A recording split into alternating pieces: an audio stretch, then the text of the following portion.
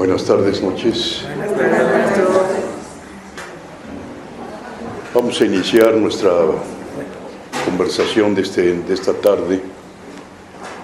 Primero haciendo nuestra oración, la oración normal que cada uno de nosotros hacemos en función de nuestra realidad, de nuestro conocimiento, de nuestra idea que tengamos acerca de Dios. Hacemos cada uno nuestra oración en silencio.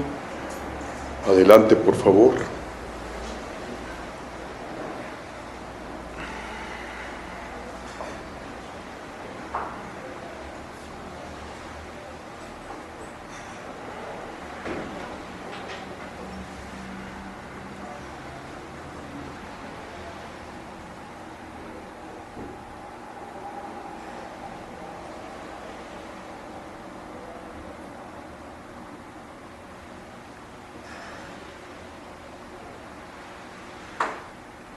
Señor, que sea yo instrumento de paz, donde haya odio siempre amor, donde haya injuria perdón, donde haya duda fe, donde haya desaliento esperanza, donde haya sombras luz, donde haya tristeza alegría. Que no busque ser consolado sino consolar, que no busque ser comprendido sino comprender, que no busque ser amado sino amar, porque dando es como recibimos, perdonando es como nos perdona, y muriendo es como nacemos a la vida eterna. Cristo poderoso en medio de mí, me da la victoria sobre toda limitación. Como hijo de Dios, yo soy próspero, yo soy feliz, yo soy generoso, yo soy abundante, yo soy inteligente, yo soy sabio, yo soy libre, yo soy feliz, yo soy la resurrección y la vida, de mi provisión ilimitada de dinero, de la perfección de mi mundo y de mi proyecto divino cumplido ahora. La luz de Dios me rodea, el amor de Dios me envuelve, el poder de Dios me protege, la presencia de Dios vela por mí. Donde quiera que yo me encuentre, tu Padre estás conmigo. La luz de Dios rodea a mis hijos. El amor de Dios envuelve a mis hijos. El poder de Dios protege a mis hijos. La presencia de Dios vela por mis hijos. Donde quiera que ellos se encuentren, tu Padre estás con ellos. Les pido hagamos una oración por la señora Estelita Alarcón, que se encuentra muy grave. Les pido que nos unamos en una oración para pedir al Padre por su salud. Padre celestial que eres Dios,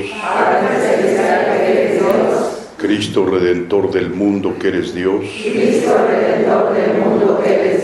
Espíritu Santo fuente de luz que eres Dios, ayuda y socorre a tu hermana en esta transición de miedo y de dolor. Ayúdala a salir adelante y dale la salud que su cuerpo y su alma necesitan. te lo pedimos, en el nombre del Padre, del Hijo y del Espíritu Santo. Sentados, por favor.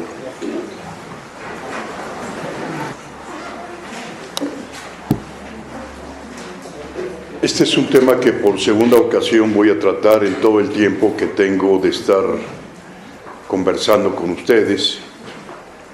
Es un tema que indudablemente requiere una ecuanimidad y un control que nos permita estar exactamente en un nivel intermedio y sobre todo en un término totalmente realista desde el punto de vista de la congruencia y de la honestidad. No cabe duda que hablar de sexualidad en estos tiempos, en donde todo se explota a través de la sexualidad. ¿Se oye bien allá atrás? ¿Se oye bien?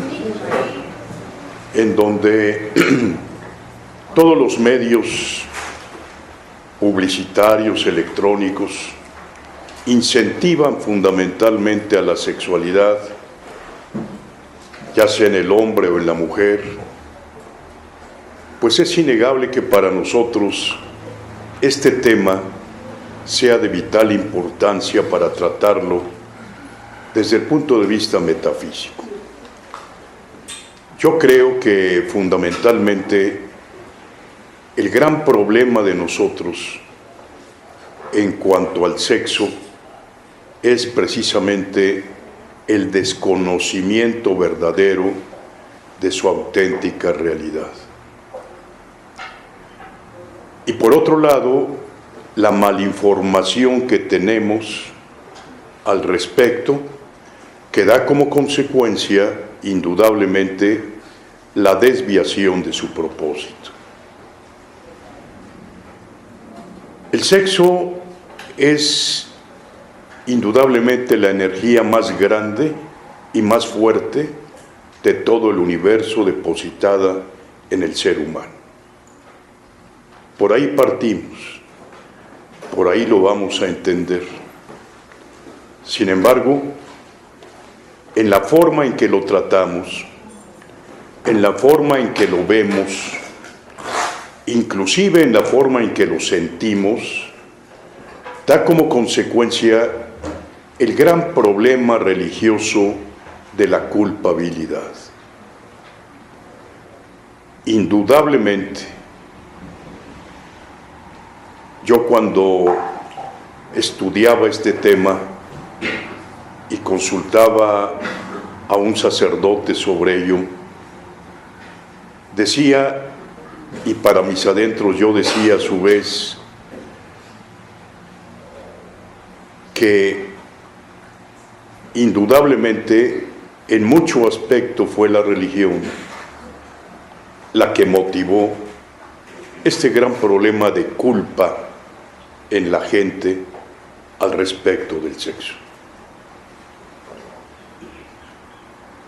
El sacerdote decía, no sé quién o no sé cuándo se instaló el concepto del pecado en el sexo. La realidad es que, dicho en una forma a lo mejor sesgada, socarronamente, se nos manejó siempre esa idea. El sexo ligado al pecado, el concepto del famoso pecado original, pues lo teníamos establecido en general con la idea de que había sido la cohabitación de Adán y Eva. Así lo entendíamos. Nadie pensaba que por una manzana se iba a condenar la especie humana. Indudablemente entendíamos que fue la cohabitación la que dio como consecuencia ese hecho que marca totalmente y escinde totalmente el camino de la vida del hombre, porque a partir de ese momento viene la fustigación del Señor en la pareja y da como consecuencia el anatema de ganarás el pan con el sudor de tu frente y a ella parirás con dolor.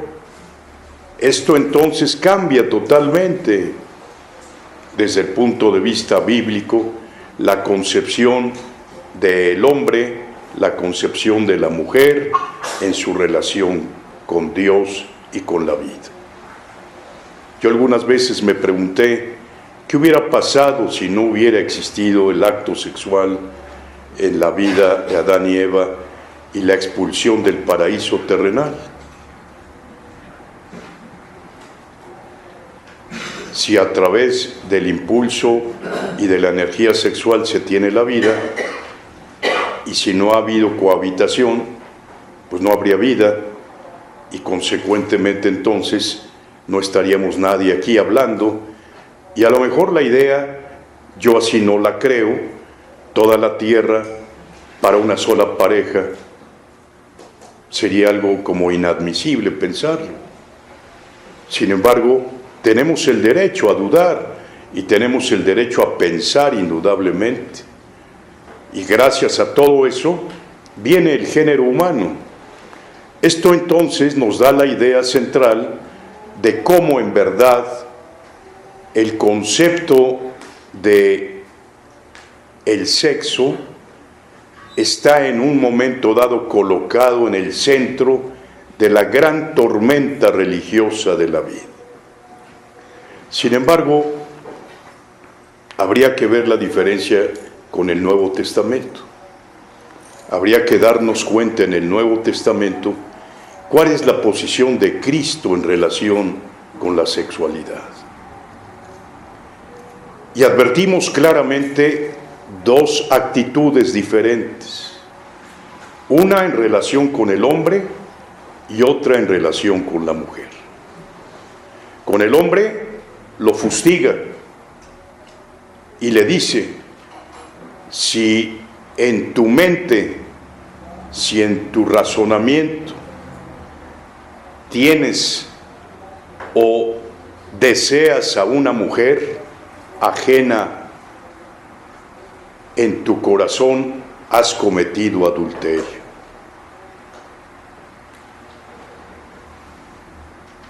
Por otra parte, a la mujer,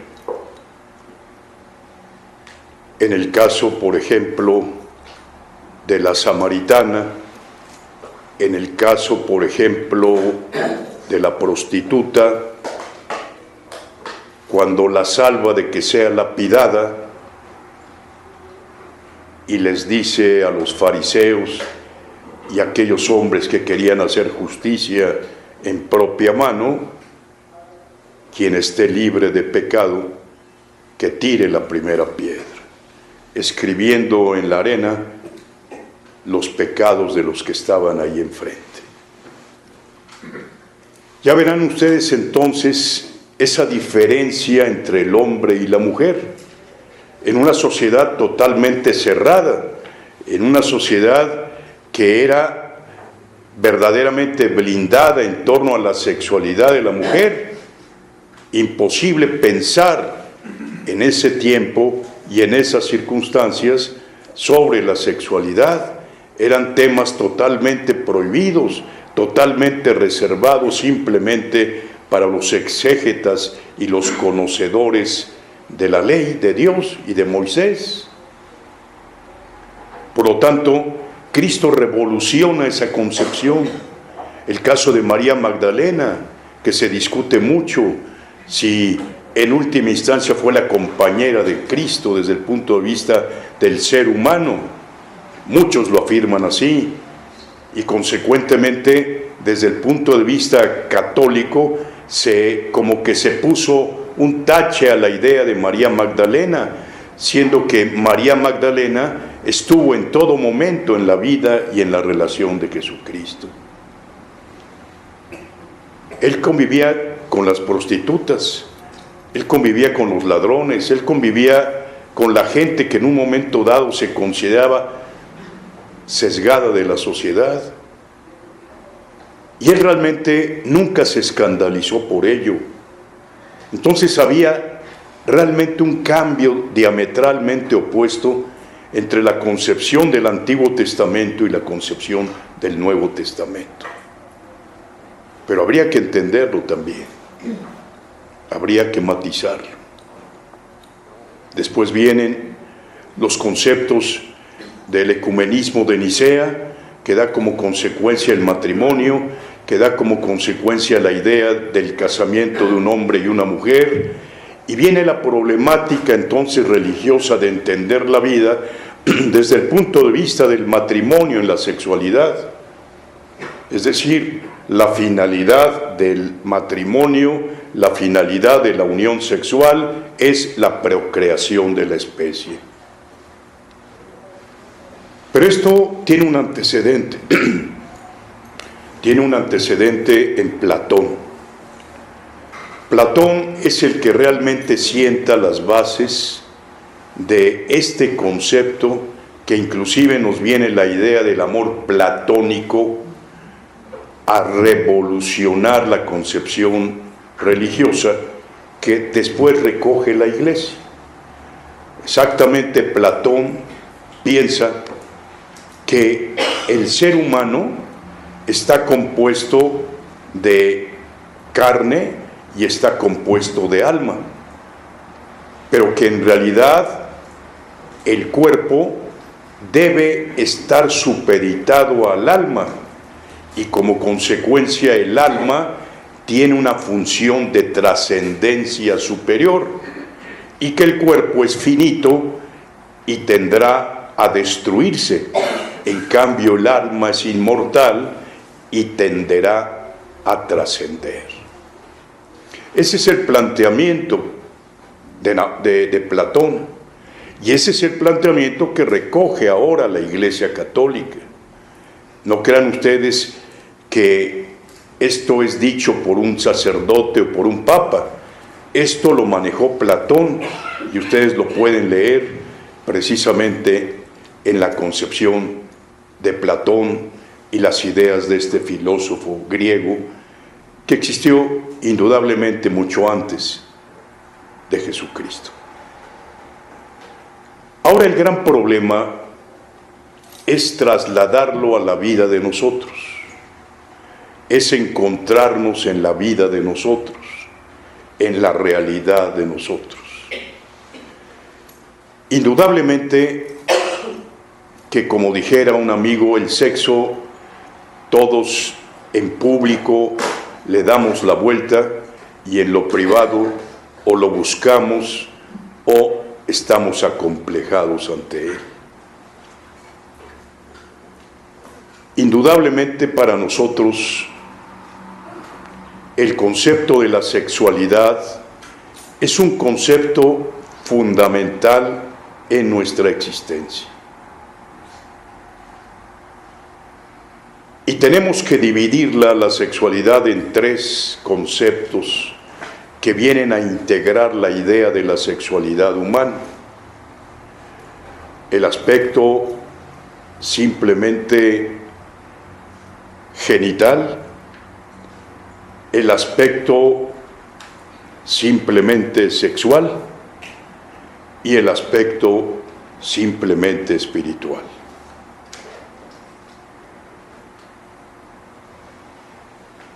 Cuando nosotros estudiamos el problema, tenemos que aterrizarlo definitivamente en la realidad de la persona humana. Muchos autores, he estado leyendo a muchos autores, y todos, la mayoría, como que se andan por las ramas en el tema, manejan las concepciones sin involucrarse en la realidad del tema. Especulan en torno al sexo, pero no hablan de la realidad del sexo. Es ahí entonces cuando nosotros tenemos que tomar varias ideas de varias personas para entrar a discutir este tema bastante discutible. En primer lugar, todas nuestras células están inflamadas de sexo. todo nuestro cuerpo es sexual. No nada más los genitales. Es más, en el Medio Oriente se considera en el Tao que una relación basta de un hombre con una mujer que se conozca y se frecuente para que surja inmediatamente la idea del sexo.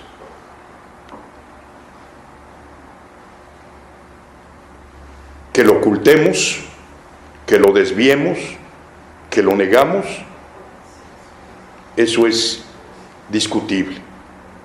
La realidad es que el sexo está implícito en la vida de cada uno de nosotros. Pero habría que distinguir el concepto de la relación sexual y el concepto de la relación genital. Habría que entender que el sexo por el sexo mismo no es indudablemente un concepto aceptado en la generalidad como un orden de ideas establecido y basado en la honestidad. Pero tampoco es el concepto platónico de decir que la finalidad del sexo es estrictamente la procreación de la especie. Fíjense los dos extremos, el sexo por el sexo o el sexo con la tendencia a procrear la especie. Ahí están los dos extremos. El primero, lógicamente, es promiscuidad y desaliento y es enfermedad y problemática indudablemente. La promiscuidad da como consecuencia no tan solo la inmoralidad en el hombre y en la mujer, sino también la resta de energías y la confusión mental a que puede llevar esta circunstancia. Pero en el otro extremo, mucho dudamos en lo general de que sea la finalidad del sexo la procreación de la especie. Y lo dudamos porque simplemente vean ustedes en la actualidad cómo ya hay países en donde prácticamente no hay niños, en donde se ha reducido la natalidad a grado sumo, pero no pensemos desde un punto de vista tonto que no hay relaciones sexuales. Indudablemente que las hay, y con el advenimiento de la píldora y con el advenimiento del preservativo, pues indudablemente que esto tiende precisamente a evitar la concepción. Por lo tanto, si nosotros queremos escudar la moralidad sexual desde el punto de vista de la procreación de la especie, es infantil. Esto no es cierto. Y tenemos que entrar a la realidad. Entonces, ¿qué es el instinto sexual? Y ahora vamos a abordarlo desde un punto de vista metafísico, porque esa es exactamente la idea que yo quiero reflejar en ustedes, el concepto metafísico. No el concepto médico ni el concepto clínico, porque en última instancia no estaría yo capacitado para ello. No, el concepto metafísico, que es lo que estamos estudiando nosotros. ¿Qué significa la unión de un hombre y una mujer? ¿Qué significado tiene para la espiritualidad y para la metafísica? ¿Qué significa el hecho de que dos energías, porque recuerden ustedes que somos energía, qué significa que se conjuguen esas energías en una explosión de amor y de deseo? ¿Qué significa? ¿Qué entraña esa realidad? Indudablemente que es un flujo y reflujo de energías que dan como consecuencia la invasión de cada uno de los amantes, de cada uno de la pareja en el centro energético de la otra persona. Y cuando esto se da, hay como consecuencia un fluir de energías, pero también si hay negatividades, también si hay traumas, si hay problemáticas, indudablemente también son un flujo de ir y de venir de esas circunstancias. De ahí entonces que no es simple hablar de la relación sexual desde el punto de vista metafísico. De ahí entonces que entender el problema metafísicamente es abarcarlo en su integridad total, tendiendo fundamentalmente a establecer la línea de conducta que debe seguirse en torno a ello. Hablemos desde un punto de vista, digamos, jurídico, legal. Hablemos desde el punto de vista de la norma sexual, la norma que rige las relaciones sexuales. ¿Cuál es la norma que rige las relaciones sexuales? Indudablemente la moral. ¿Quién establece la moral? ¿La sociedad? Se dice que intrínsecamente nosotros tenemos grabada en nuestra memoria colectiva una moral. Nosotros traemos cada quien una moral personal que se establece fundamentalmente en nuestra memoria colectiva. Pero también hay una moral social, una moral que establece la sociedad. ¿Y quién es la sociedad? Pues todos nosotros, todos conformamos la sociedad.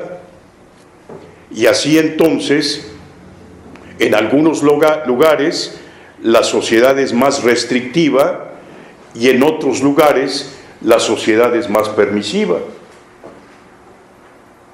No es lo mismo la moral en Veracruz que la moral en Puebla. No es lo mismo la moral que se tiene socialmente hablando en una región caliente que en una región fría. Cambian los conceptos. Es más, lo vemos en las modas, los vemos en las vestimentas. Una mujer que anda en short en este momento aquí en Puebla, pues causaría escándalo. Una mujer que anda en short en Veracruz o en Acapulco, pues no tiene ningún problema. Esto entonces varía de acuerdo con el contexto social. Sin embargo, los romanos decían, veritas es quod est, la moral es lo que es, y esa es la verdad. Recasens Sitges, un gran filósofo español, decía que la moral empieza cuando cierras la puerta de tu habitación. Y entonces ahí te encuentras con tu propia realidad. Es decir, eres tú y tu moral. Por lo tanto, entonces, el problema de la moral es un problema intrínsecamente de la persona. Es un problema individual de cada quien. Es un problema de acuerdo con la conformación mental, moral, psicológica, social, inclusive hasta económica que tú tengas. Y no puedes establecer patrones de conducta generalizados. Sin embargo, en el aspecto sexual nos encontramos con dos circunstancias. La primera hacia afuera y la segunda hacia adentro. La primera hacia afuera, ¿quién no ha hablado de la sexualidad en público a través de los chistes, a través de los memes, a través de los comentarios o de los chismes entre las amistades o entre los amigos. ¿Quién no se ha reído de los aspectos sexuales? Es decir, nos causa nervios escuchar la sexualidad. Y muchas veces esos nervios los diferimos por el lado de la risa, por el lado del chascarrillo, por el lado del vacilón, para no entrar de frente a la problemática que ofrece. Y por otro lado, en lo interno, indudablemente que lo buscamos, seamos honestos, indudablemente que lo buscamos.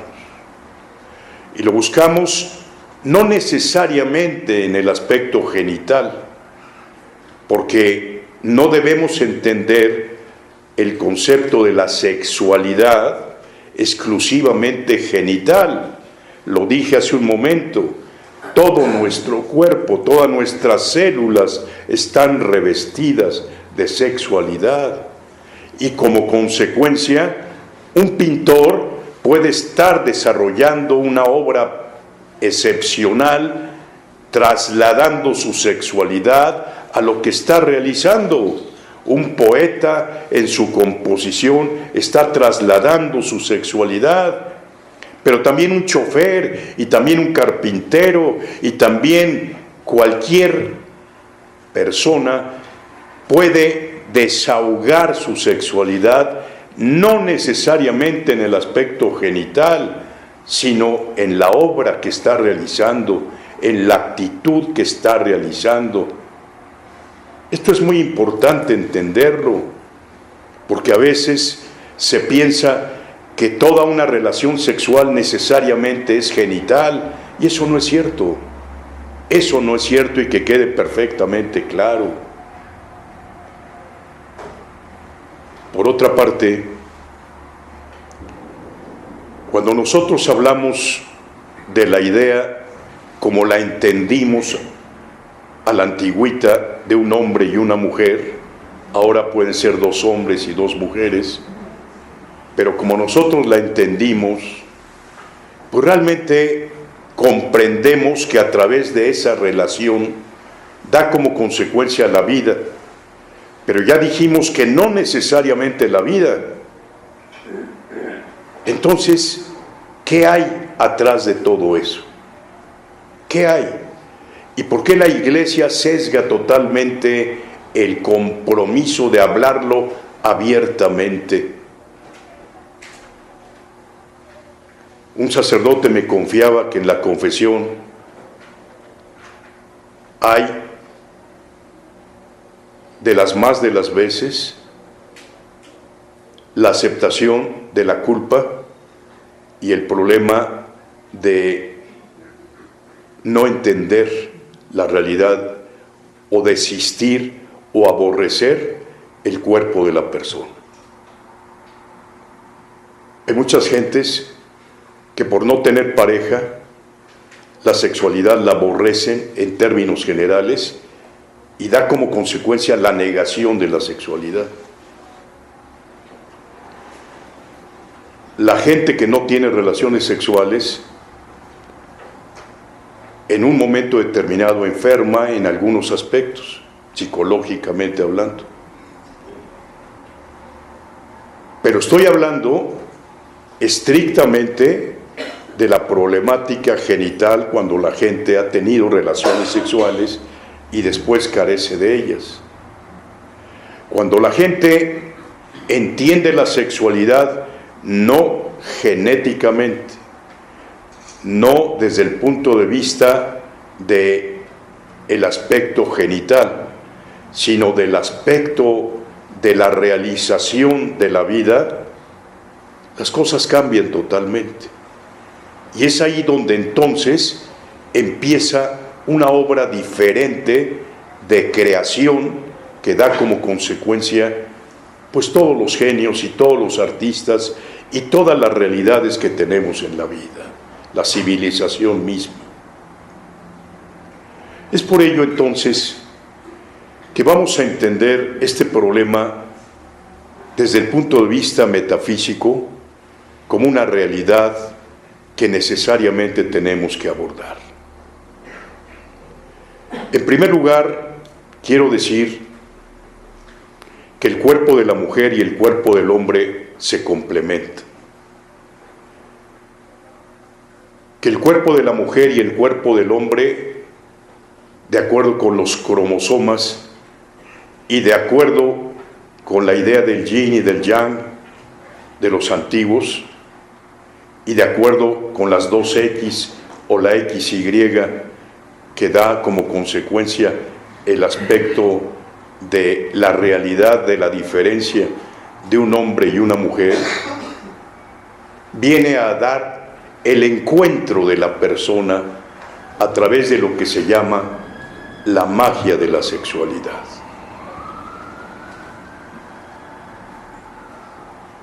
¿Qué significa la magia de la sexualidad? Significa ese estado en el cual se dice, me flechó. Ese estado en el cual tú sientes una energía en especial hacia una persona y esa persona en la vía de regreso está en las mismas circunstancias. Hay un estudio acerca de esto desde el punto de vista metafísico. Hay un estudio que determina que, en primer lugar, en la evolución del cigoto, en la evolución de la especie, una vez dada la concepción, somos andrógenos. No hay una definición de sexo. La sexualidad empieza a surgir desde el punto de vista genital, posteriormente, e incluso todavía en la adolescencia hay una indefinición en cierta forma, a pesar de que ya está conformada la genitalidad, pero hay todavía una indefinición de hombre a mujer, de mujer a hombre. Pero una vez que ya está definido el concepto genital y psicológico del hombre y la mujer, entonces viene lo que se llama la atracción sexual. Y la atracción sexual se da, según este estudio, considerando, lo voy a hacer fácil para que se me entienda y para que puedan comprender cuál es esta idea.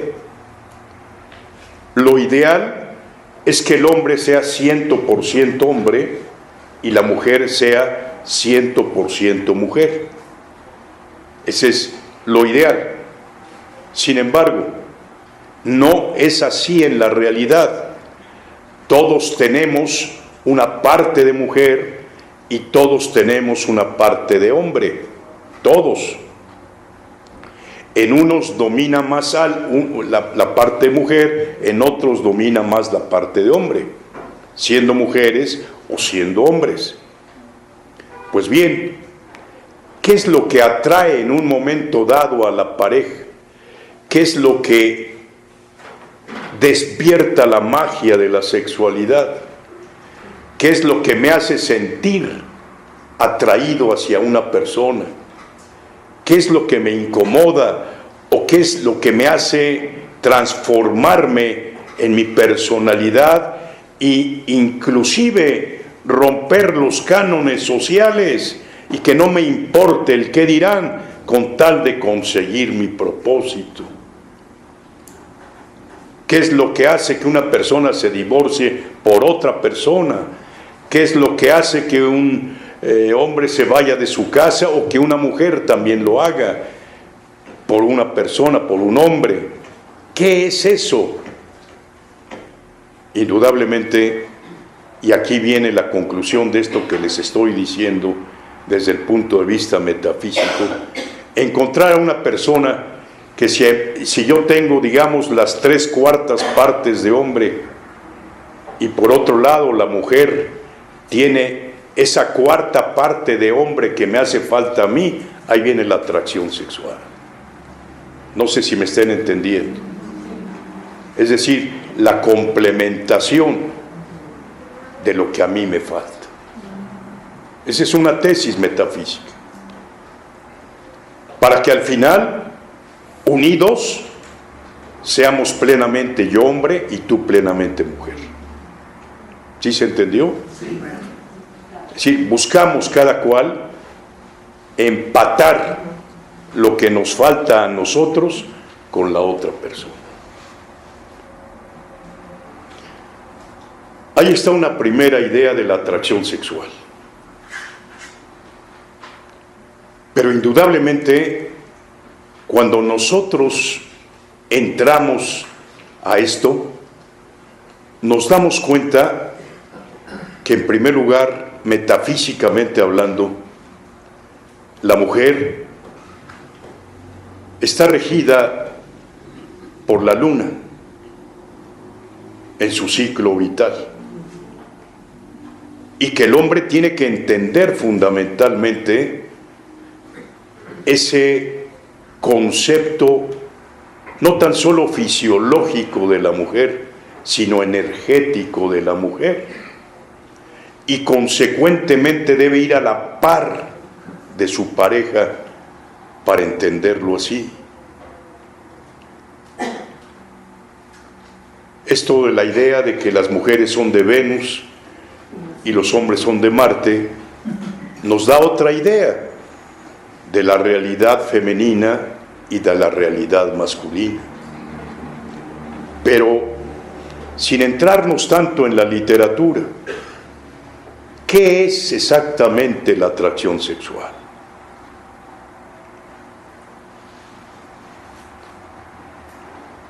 Hay una frase de un pensador, José Ortega y Gasset, que me parece magistral. En el momento en que yo conozco a alguien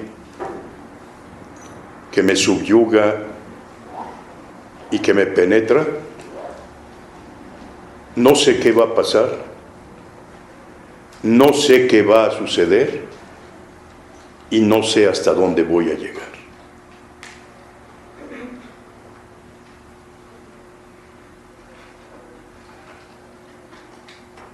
En realidad, nadie está zafo de esa circunstancia. Atravesando la calle puede cambiar totalmente tu vida a través de una mirada, a través de una sonrisa, a través de un apretón de manos, a través de descubrir lo que desconocías o lo que querías.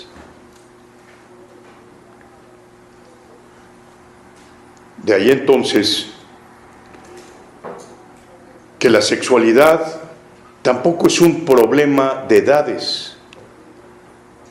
A los 90 años se puede tener plena sexualidad, y no estoy hablando genitalmente. La sexualidad vive con nosotros hasta la muerte misma. Pero es más, yo diría que trasciende con nosotros hasta después de nuestra muerte. Porque indudablemente, cuando nos adentramos en el estudio de la sexualidad, nos damos cuenta que a través de la sexualidad encontramos nuestra trascendencia. Si no acaso, ¿qué significa el sexo tántrico? ¿No es acaso el estudio profundo de la realidad humana transportada a la excelsitud del sexo? ¿No es acaso entender que del primero al segundo chakra la diferencia con el tercero, que es el corazón, es simplemente una palma de la mano, pero un abismo en la realidad de las circunstancias espirituales? Si lo vemos desde el punto de vista de los chakras, si encontramos en el chakra raíz el inicio de la kundalini y la llevamos al chakra de la sexualidad, estamos indudablemente colocados prácticamente a la mitad del cuerpo. En mala hora, los que escriben en las noticias periodísticas de las páginas rojas de policía, hablan generalmente de que los bajos instintos de la persona, es decir, se están refiriendo a la parte baja de la persona. Exactamente, estamos hablando de los chakras raíz y del chakra sexual, y están aludiendo a los bajos instintos. Pero desde ese punto de vista, los bajos instintos pueden ser los mejores instintos de la persona, porque en realidad denigrar al sexo desde ese punto de vista sería tanto como decirle a la persona que está escribiendo, pues tú no realizas el sexo si es que lo estás hablando con honestidad, no eres congruente. En realidad no es así. Vuelvo a repetir, si nosotros establecemos en función de los chakras el concepto de nuestra sexualidad, da como consecuencia que del chakra raíz saltamos al chakra sexual, y el chakra sexual está a un paso del chakra del corazón. Cuando el corazón se complementa con el chakra sexual, ahí viene exactamente la atracción sexual y la plenitud de la vida. Esto es muy importante entenderlo metafísicamente. El sexo es la plenitud de la vida. Si no se entiende el sexo, si no se comprende el sexo como tal, la gente vive coja, la gente vive sin aliento, la gente vive sin estímulo, la gente vive triste, la gente vive deseosa, la gente vive ausente. Vuelvo a repetir, no se me vaya a malinterpretar, no estoy hablando genitalmente. Pero alguno de ustedes a lo mejor me preguntaría, bueno, ¿y diferencia usted entonces el sexo genital del sexo de la relación sexual? Miren ustedes, cuando nosotros hablamos del sexo entre hombres, normalmente nos reímos y vacilamos en torno a ello. Pienso que las mujeres hacen exactamente lo mismo. Es decir, nos reímos. ¿Por qué? Porque no queremos enfrentar la realidad. Es más, cuando tenemos que hablar de sexo con los hijos, la mujer procura que el hombre hable con su hijo y que la mujer hable con su hija, cada quien a su manera y a su estilo. Sin embargo, no siempre es así.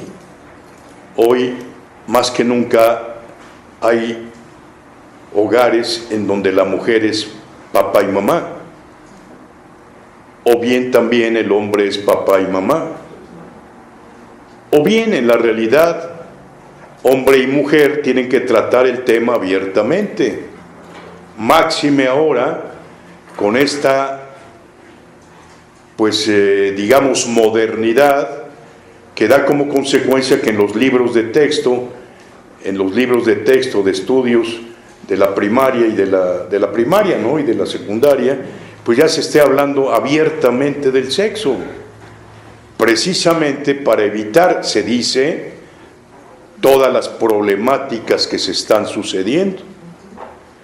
¿Cuáles? Pues simple y sencillamente veamos los periódicos de todos los días y nos damos cuenta de las grandes tragedias en función de las muertes de tantas mujeres, los feminicidios, de los secuestros, de los abortos y de tanta situación que se da en torno a esto. Pero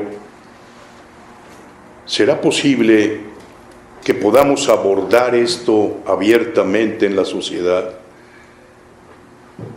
¿Que no lo que estamos predicando es una doble moral de la sexualidad? ¿Que no por un lado queremos que la sexualidad sea recta, sea honesta y tenga un compromiso, y por otro lado busquemos lo que no es así?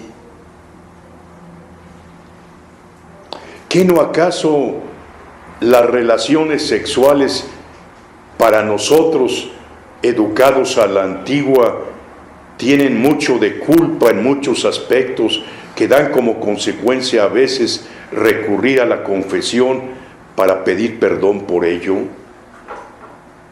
aun cuando después lo volvamos a hacer? Este es un grave problema.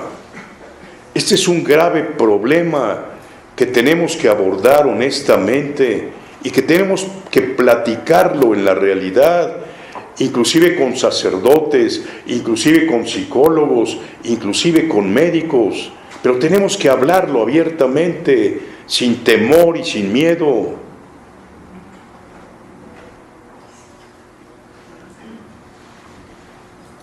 Yo decía que encontrarnos en el conflicto de la sexualidad es tratarlo desde dos puntos de vista. Es tratarlo médicamente, o sea, psicológicamente o psiquiátricamente, o bien tratarlo desde un punto de vista espiritual.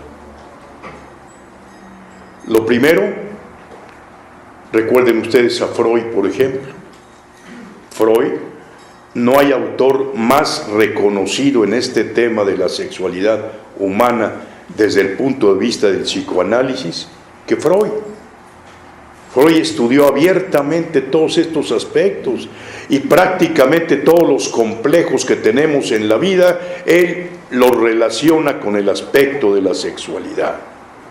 Casi absolutamente todo tiene que ver con la sexualidad humana, en la forma de abordarlo, en la forma de entenderlo, en la forma de comprenderlo, en la forma de realizarlo. Y desde luego ahora entra el concepto platónico y el concepto religioso, que da como consecuencia la culpa, y entonces menudo problema tenemos todo mundo.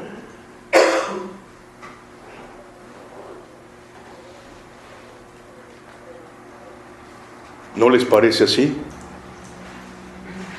¿No se dan cuenta ustedes que en realidad soslayamos todos estos aspectos? Y por otro lado, con mucha ignorancia los abordamos o los tomamos. Generalmente vamos al casamiento ciegos. No conocemos en realidad lo que nos espera en la realización del matrimonio. Y dicho por médicos y sacerdotes, al final el hombre se siente insatisfecho porque no encuentra el placer sexual que buscaba en la mujer, y la mujer a su vez se siente insatisfecha porque no encuentra la seguridad que buscaba en el hombre. Esa es una realidad.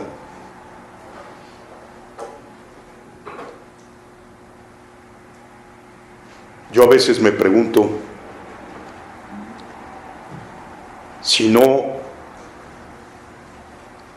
lo que hemos tenido simplemente ha sido una moral totalmente,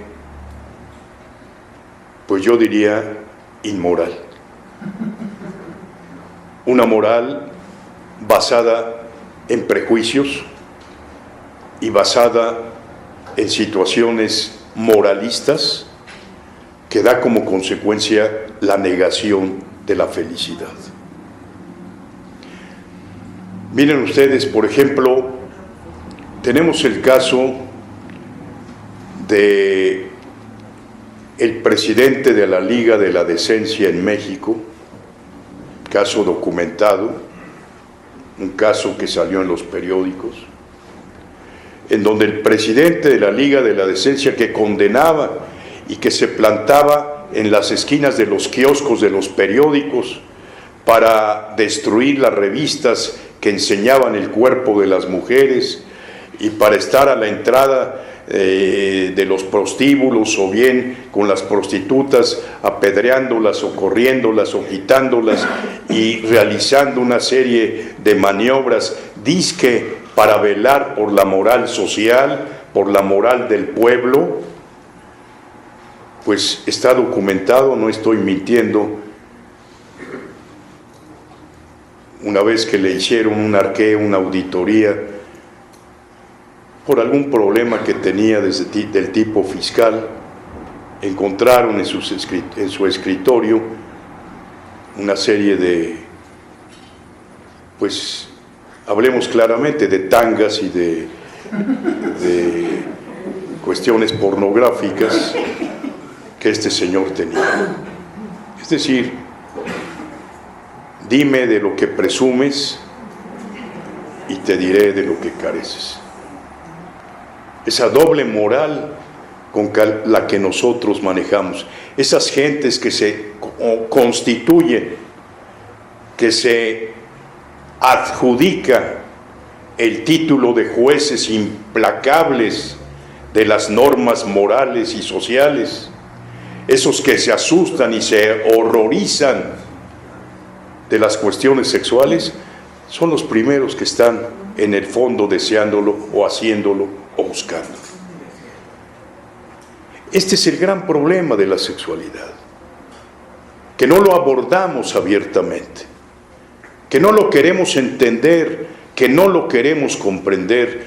Los orientales están más capacitados en ello, en su manejo que han dado a través del Tao y a través de las religiones del sánscrito y a través del Kundalini y a través de todas estas ideas, lo han demostrado mejor que nosotros y lo establecen y lo hablan claramente. ¿Quién no ha visto el Kama Sutra? ¿Quién no ha visto las relaciones y las posiciones sexuales del hombre y la mujer en el sexo? El Kama Sutra, un libro tan conocido, tan manejado, lo establecieron desde cientos de miles de años, abiertamente para dar a entender una sexualidad que provoca el goce, que provoca el disfrute. Spinoza, aquel judío, el que les leía a ustedes una vez aquí en el auditorio, el judío holandés, Spinoza, lo dijo: si es pecado, ¿para qué me lo diste? ¿Para qué me lo diste?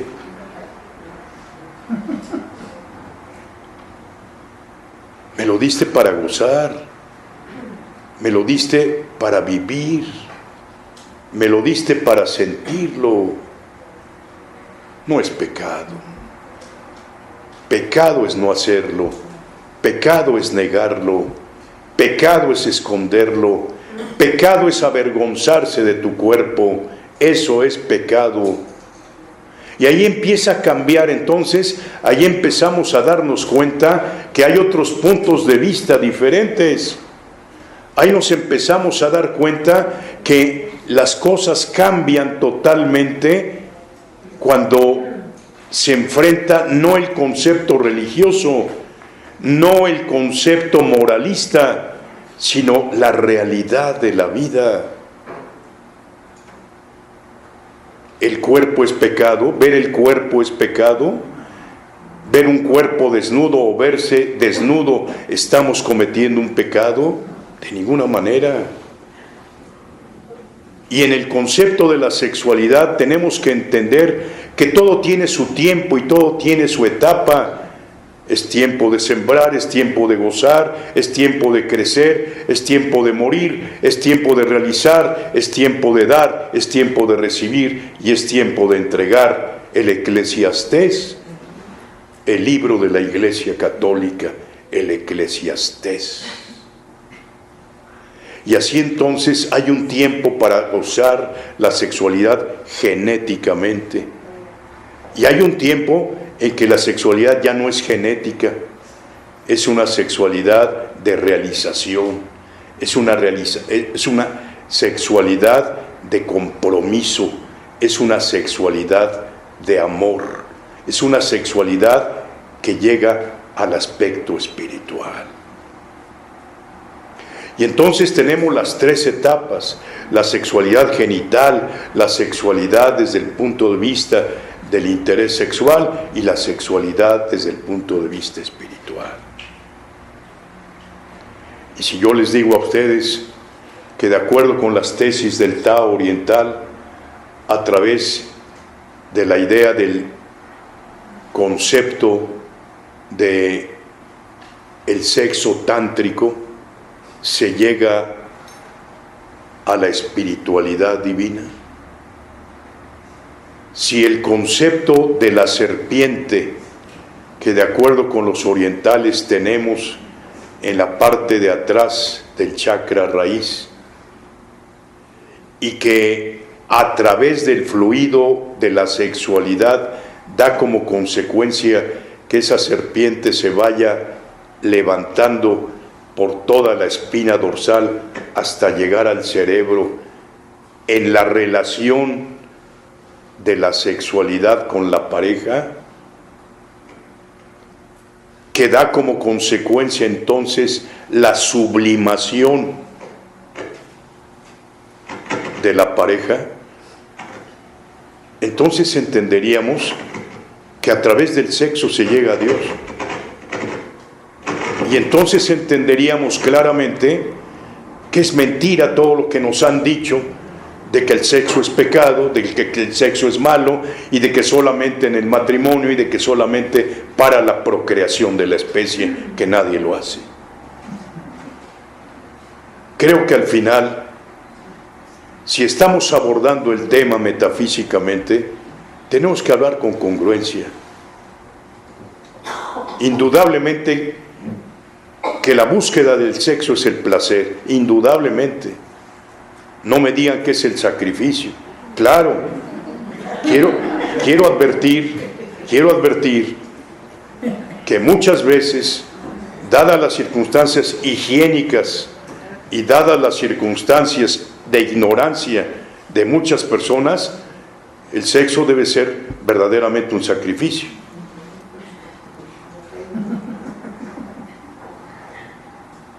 Pero eso es con sus asegúnes, como decía el compadre. Eso es en realidad una problemática propia de ciertas mentalidades y de ciertas ignorancias.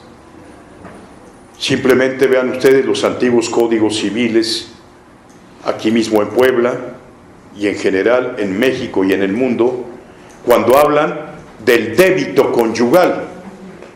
Así lo dice el Código Civil, el débito conyugal, es decir, el deber conyugal de tener relaciones sexuales.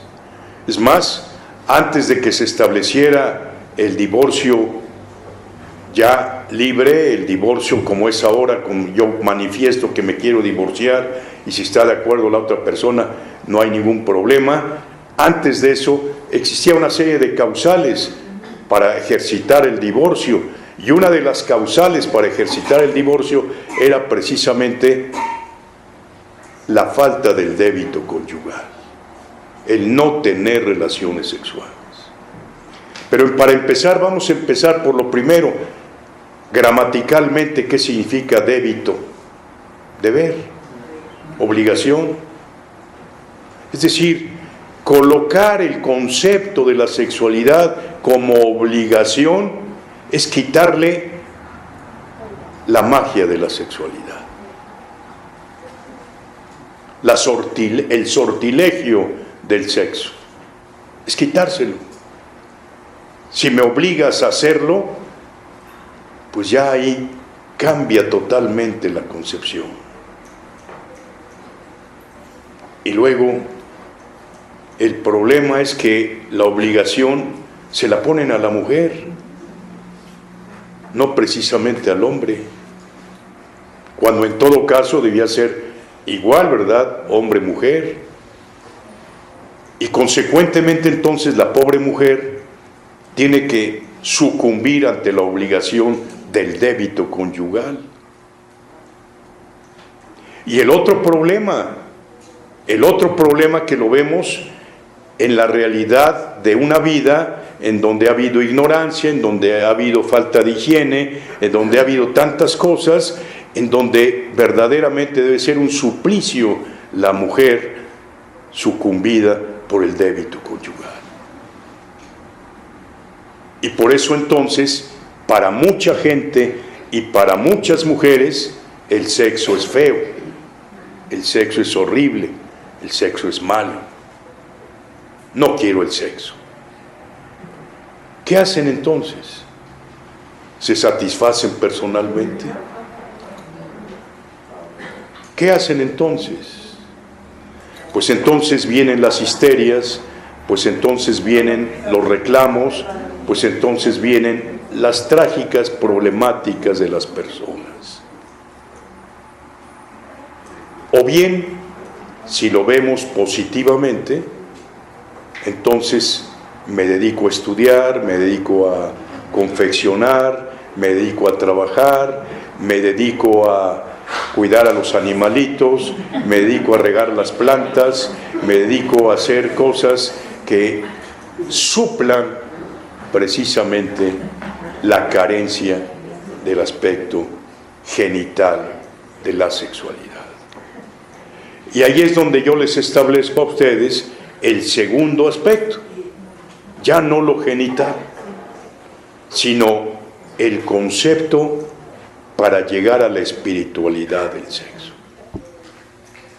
Ahí es donde probablemente nos convenga platicar esto, porque el otro, pues indudablemente que crea un sinfín de problemas. La ignorancia, el poder del hombre sobre la mujer, la costumbre y tantas cosas han dado como resultado que la mujer siempre sea la perjudicada en estos aspectos. Por eso ahora vemos todos estos movimientos de liberación femenina, de equidad, de género y tantas cuestiones que han llevado inclusive al otro extremo, al extremo inclusive del lesbianismo o del homosexualismo. Y bueno, a los absurdos en que estamos llegando en esta actualidad por parte de las mismas autoridades al establecer la idea de que el matrimonio ya es ahora la unión de dos personas, ya no es precisamente de un hombre y de una mujer, sino de dos personas, simplemente para ayudarse en la lucha por la vida, ya no para procrear la especie, lógicamente. Y podemos entender esto. Necesariamente yo me tengo que casar para luchar por la vida. Necesariamente tengo que estar casada para entender la problemática de la vida. Yo creo que no. Ese es otro grave problema, el casamiento. El casamiento, hace unos días, 3 días, para ser claro y preciso, fui testigo de una boda civil de un amigo mío y nos estábamos riendo, vacilando antes de que firmáramos, y le dije, pon la buena, le decía yo a él, pon la buena, la firma buena, no te vayas a arrepentir. Y él me decía, el más odioso de los amigos es el testigo de matrimonio, porque al final pues es el que atestiguó una relación que después estamos supuestamente ya no queriendo, para muchos. Bueno, pues fíjense ustedes que el matrimonio es una cuestión originalmente de conveniencia. En el Concilio de Nicea se estableció la conveniencia del matrimonio y jurídicamente se estableció el concepto del matrimonio para asegurar el patrimonio de las personas, con el fin de que ese patrimonio no fuera a circular con gentes que no eran del mismo afecto y de la misma familia. Ese es el origen del matrimonio. Como el origen de la confesión es saber quién estaba hablando mal de la iglesia y quién no. Ese es el origen de la confesión también. O sea, vean ustedes que no hay tanta bondad en esto. Todo tiene un interés específico y todo fue manejado con cierta premeditación, alevosía y ventaja, en la cual nosotros nos encontramos entrampados. Pero bueno, ahora nos estamos dando cuenta que el matrimonio empieza ya a diluirse, ya cada día más parejas se unen, simplemente se unen, no se casan. El concepto del compromiso empieza a pasar de lado, y yo diría que al final lo que estamos haciendo es relajar en tal forma las costumbres de la sociedad que estamos prácticamente apuntalando la idea de volver a una situación como fue Sodoma y Gomorra. Saben ustedes lo que fue Sodoma y Gomorra y lo que pasó de acuerdo con la Biblia, ¿verdad?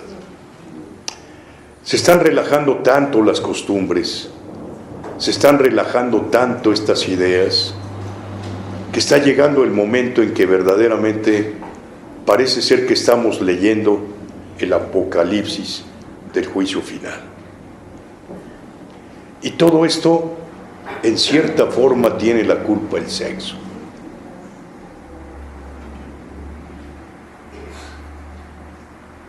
Porque no nos los explicaron, porque nos engañaron, porque nos quisieron dorar la píldora y nos quisieron hacer entender que lo adquiriríamos a lo mejor por la infusión del Espíritu Santo. Pero no, nunca nos los dijeron claramente. Y ahora lo están diciendo tan descaradamente que estamos colocados en la otra orilla de este río tormentoso de la vida, el cinismo. Ahora ya los jóvenes actúan hasta cínicamente en torno a esta realidad que para nosotros era conflictiva. Antes, para nosotros como hombres, el verle a una mujer un poquito arriba de la rodilla era un escándalo. Era ya a lo mejor tener quise a confesar con el padre José allá en la Merced, porque le vi arriba de la rodilla a una señora. Ahora es totalmente al revés. Yo me acuerdo del striptease, ¿se acuerdan? Para los hombres el striptease, la mujer se iba quitando poco a poco las prendas hasta quedar de nuevo. Hoy empiezan al revés, exactamente. Y esto, pues, llega un momento en que, como dijo mi tío Arturo, con esa ironía que él tenía, le quitaron el sortilegio al sexo. Ya, ¿a quién le interesa eso? Ya lo ve uno abiertamente, lo ve uno descaradamente. Pues ya, ¿qué tiene ya de interés eso, no? Es decir, le están quitando la magia del romanticismo a la vida y al sexo. Y al quitarles la magia del romanticismo a la vida y el sexo, acaban con la vida misma. Esta es la primera parte, la segunda es más fuerte, la que viene la próxima semana, pero esta es la primera parte de algo como para que empiecen ustedes a entrar y abrir boca en torno a esta circunstancia. Yo solo les pido que en realidad vengan ustedes con el ánimo y la idea y el propósito, no morboso, sino realista, de entender desde el lado metafísico la cuestión de la sexualidad. Porque al final tenemos que dejar muy claro que la sexualidad no tiene otra finalidad que la felicidad humana. y la trascendencia del espíritu. No sé, lo dejo en el imaginario de cada uno de ustedes.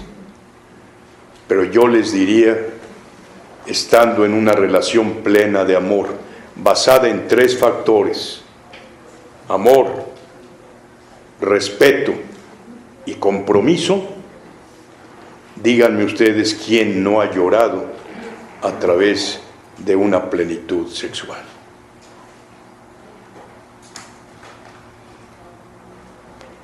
Cuando uno se siente totalmente complementado, hay una trascendencia infinita del espíritu. Hay una fusión, yo diría universal. Alguien dijo, es como hacer el sexo con el universo. Es trasladarse y sentirse volando en una realidad manifiesta fuera totalmente de la realidad existencial. El concepto del orgasmo es un concepto de fusión y de fluido y de chasquido y de estallido que da como consecuencia la plena realización de la persona. Eso es lo que nos atrae a todos.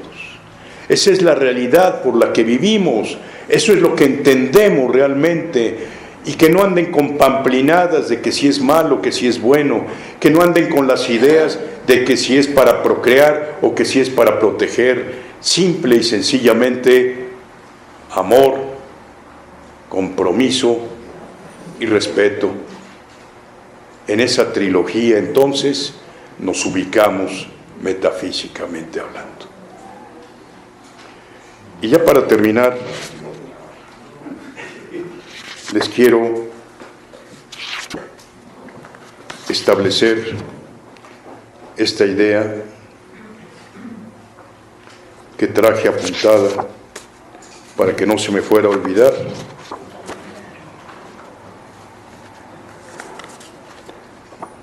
Y que dice, la energía sexual es sagrada porque es el poder de la creación y dentro de nuestro cuerpo es la fuente de la fuerza más poderosa establecida en la relación.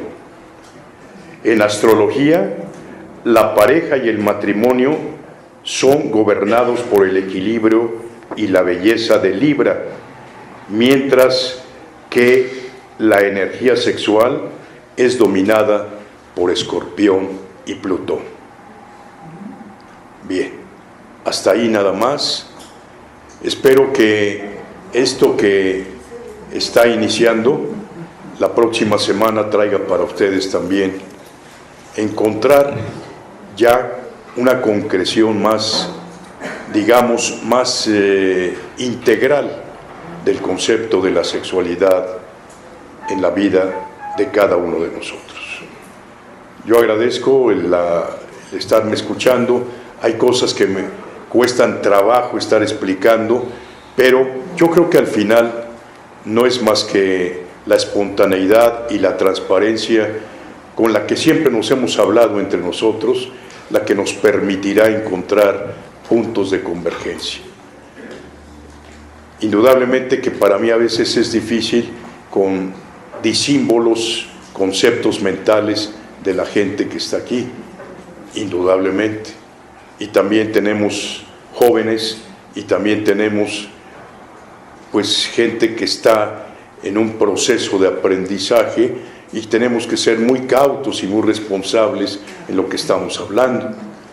Y por ello cuido mucho a veces las palabras en este sentido y a veces me siento un tanto comprometido en esa circunstancia.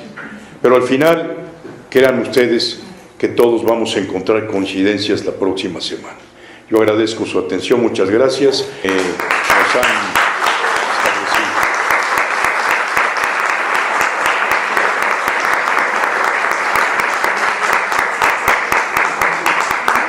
¿Alguien antes quisiera decir algunas palabras? ¿Alguien quisiera hablar? ¿Alguien quisiera hablar? Nadie quiere hablar. Bueno, hay ahí una persona que quiere hablar. A ver, no te oigo, mija. Maestro, dijo que el sexo sin amor es un vicio sin destino. Perdón, no le escuché. El sexo sin amor. El sexo sin amor es un vicio sin destino. Sí, por eso decía amor, respeto y compromiso, ¿verdad? Exactamente. Adelante, ¿alguien más? Ahí Isabel. Felicitaciones. Muchas gracias por la invitación, porque Gracias. es un excelente amigo y un ser humano. Un abrazo de antemano. Gracias, Te quiero Isabel. mucho. Muchas gracias. ¿Alguien más?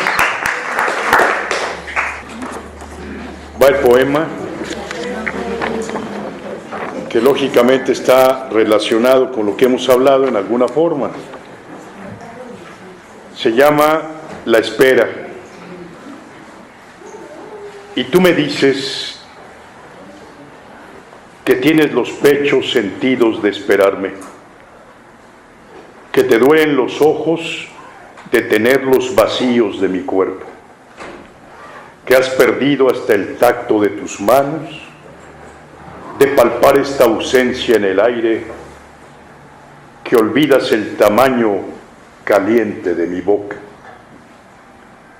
Y tú me lo dices, que sabes que me hice sangre en las palabras a fuerza de repetir tu nombre, de golpear mis labios con la sed de tenerte, de darle a mi memoria, registrándola a ciegas, una nueva manera de rescatarte en besos, desde la ausencia en la que tú me gritas que me estás esperando.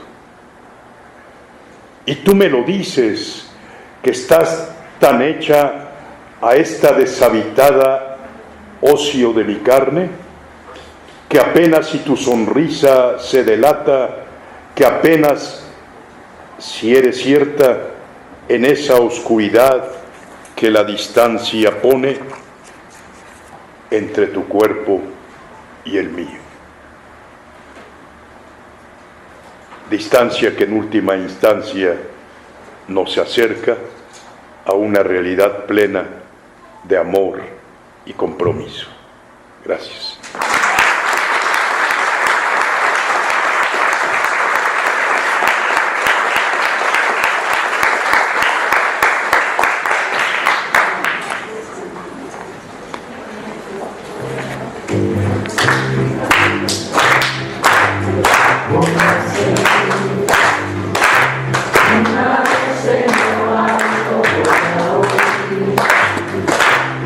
Una voz que me llama, voy a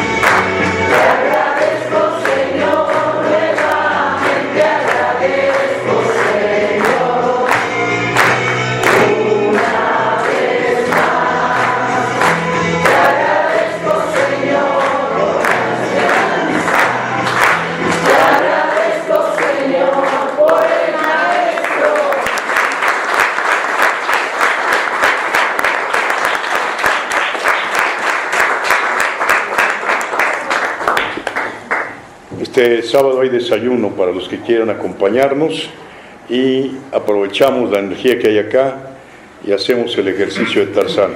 1, 2, 3. 1, 2, 3.